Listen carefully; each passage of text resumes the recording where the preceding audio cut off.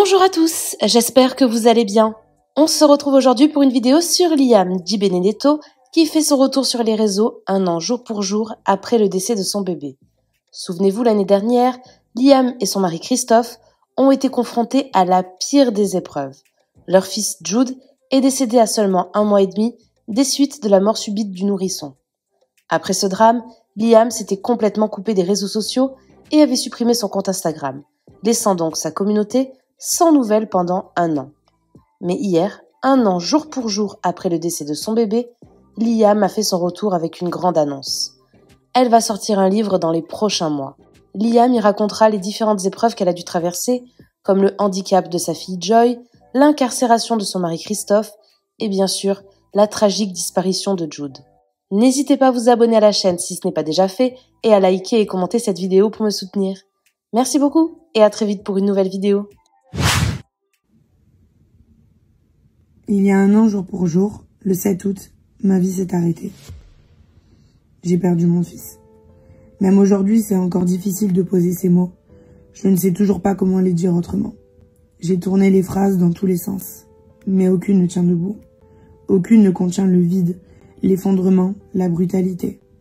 En quelques jours, je suis passée du bonheur absolu à la douleur la plus indicible. Des félicitations aux condoléances. Et moi, je croyais que j'allais mourir aussi. Pas au sens figuré, mais physiquement, littéralement. Je me répétais, c'est pas réel. C'est pas possible. Ce cauchemar va s'arrêter. Mais il s'arrêtait pas. Et les messages continuaient d'arriver, alors que moi, j'étais incapable de parler, de respirer. Je n'avais plus la force, plus les mots. Je voulais juste disparaître, me terrer, me couper du bruit, des regards, des notifications. Alors j'ai éteint mon téléphone. J'avais besoin de silence, de temps.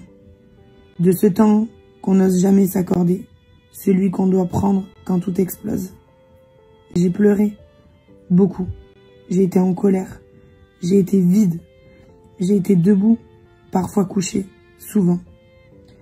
J'ai essayé de comprendre, puis j'ai accepté de ne rien comprendre.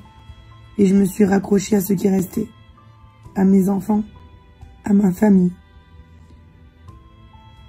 à ceux qui ne faisaient pas mal. Parfois, pour survivre, il faut s'éloigner. Les réseaux, aussi présents soient-ils dans nos vies, ne sont pas faits pour contenir une douleur pareille. L'essentiel ne se trouve pas là. Il est dans les bras de ceux qui vous entourent, dans les silences qu'on vous laisse, dans la patience de ceux qui vous aiment vraiment. Et puis, quelques semaines plus tard, quelque chose en moi a eu besoin de parler. Mais pas comme on parle dans les réseaux. Pas n'importe comment. Alors j'ai appelé Julie. Je lui ai raconté mon histoire. Ce vide, cette perte. Elle m'a ramené à la vie. À la mienne d'avant. Elle m'a dit que raconter Léa laisserait à Liam la place de respirer autrement. Elle avait raison. En racontant ce passé-là, j'ai réussi à m'éloigner, juste un peu, de ce que j'étais en train de vivre. Non pas pour oublier, c'est impossible, mais pour rester debout. Ce projet m'a tenu en vie et je crois que sans ce livre, je ne serais pas ici, aujourd'hui. Je ne serais pas revenue. Alors voilà, je reviens, doucement, pas comme avant, mais avec autre chose à vous partager. Quelque chose de vrai, de profond et de fragile aussi. 1 an après le drame, je suis prête à vous parler de ce que j'ai traversé. Merci à ceux qui ont compris mon silence. Merci à ceux qui sont restés même en silence. Et merci à Julie d'avoir su m'amener là où je pouvais. Enfin respirer. Ce retour, il est pour moi, mais il est pour vous aussi.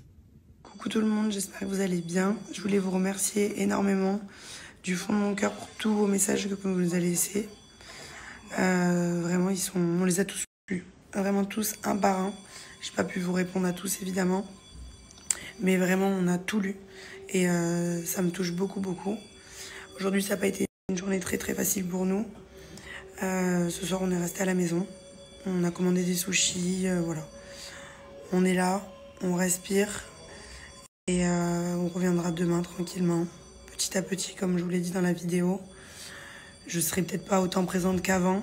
Mais en tout cas, je reviens. Et concernant le livre, je voulais vous remercier voilà, pour tous vos messages, pour tout. Et il est disponible en précommande, vous pouvez le prendre sur la FNAC ou même sur Amazon. Parce qu'il y en a plein qui m'ont demandé où est-ce que vous pouvez le commander. J'ai mis un lien aussi sur Instagram. Voilà, je vais aller à la douche, me mettre en pyjama, je suis assez fatiguée. On va se regarder un petit truc sur Netflix, un petit documentaire, parce que j'adore les documentaires sur Netflix. Non, on va regarder mon blonde, on va attaquer. Non, tu regardes ma blonde, et moi je vais me regarder mon j'ai déjà vu. documentaire. On va chacun regarder nos trucs. De quoi t'as déjà vu? Ma blonde. Ah oui, ouais. Si vous voulez une série à regarder, mon mari à chaque fois il me dit que moi blonde, faut regarder, c'est super bien. Et moi j'aimais quoi déjà? Gang of London. Ah ouais. J'ai adoré. J'ai adoré, voilà, au cas où si vous voulez une petite série. Voilà, je vous fais des gros bisous à tous.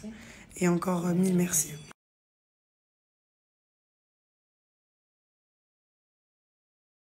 Merci à toi d'avoir regardé la vidéo jusqu'au bout. N'hésite pas à commenter cet emoji si tu es arrivé jusque-là. Ça me permettra de voir ceux qui sont restés jusqu'à la fin. Encore une fois, merci beaucoup et je vous dis à très vite pour une nouvelle vidéo.